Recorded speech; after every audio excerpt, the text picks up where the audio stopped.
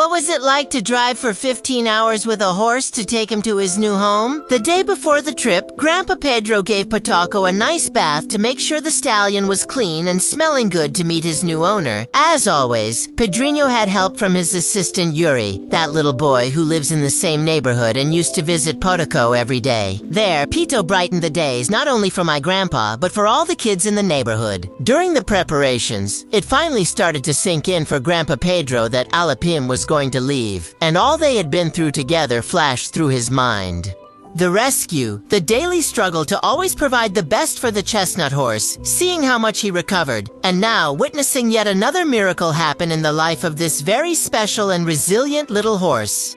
We woke up before sunrise at 3:30 in the morning to finally set out on this trip. What would 15 hours on the road be like? We decided to leave really early so we could arrive in Paraná while it was still daylight. And a horse isn't like a dog that you can just take in the back seat of the car, right? So our cousin Mero, who works with transporting large animals, was in charge of taking the horse to its new home state. Grandpa Pedrinho went along with the two of them in the pickup truck, but that was his own choice. It was the day the radio was quiet so he could enjoy the last moments. And hey, here's Mero's contact because we highly recommend the Chique Show service.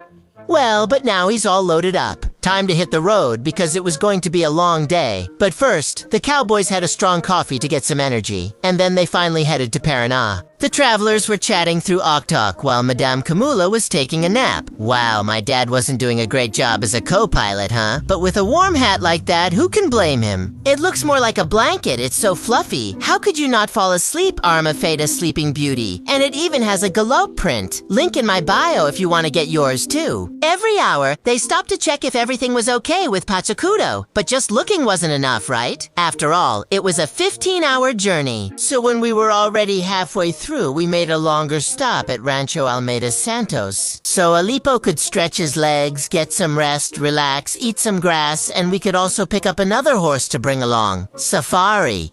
An hour later, with Alipo already relaxed, we loaded the pair of little horses into the trailer, and right there, a friendship was already formed. Which is great, because the two will be companions, and they will live together at Dr. Basila's ranch. After more miles on the road, we finally entered Paraná territory. We were almost at Paçoca's new home, and at this point, I don't know who was more anxious. Whether it was the chestnut horse, Dr. Basila, or Pedro, who was already starting to go a little crazy. Finally, we arrived at Dr. Basila's ranch. You could see the happiness and excitement shining on Dr. Basila's face. He waited so long for this meeting that you could really feel how moved and happy he was.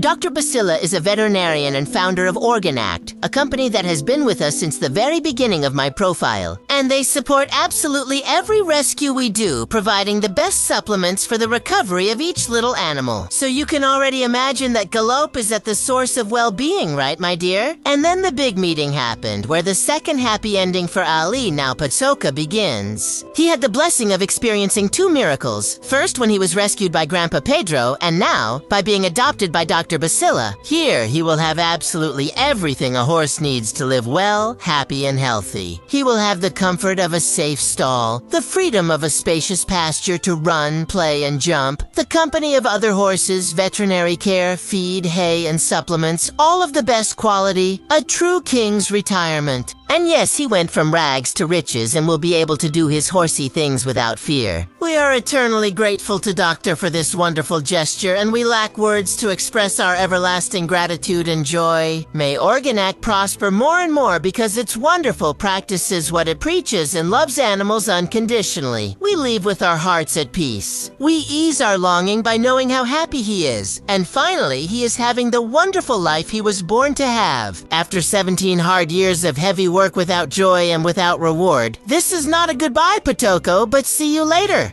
Enjoy it, big guy. This is your new life, your second miracle.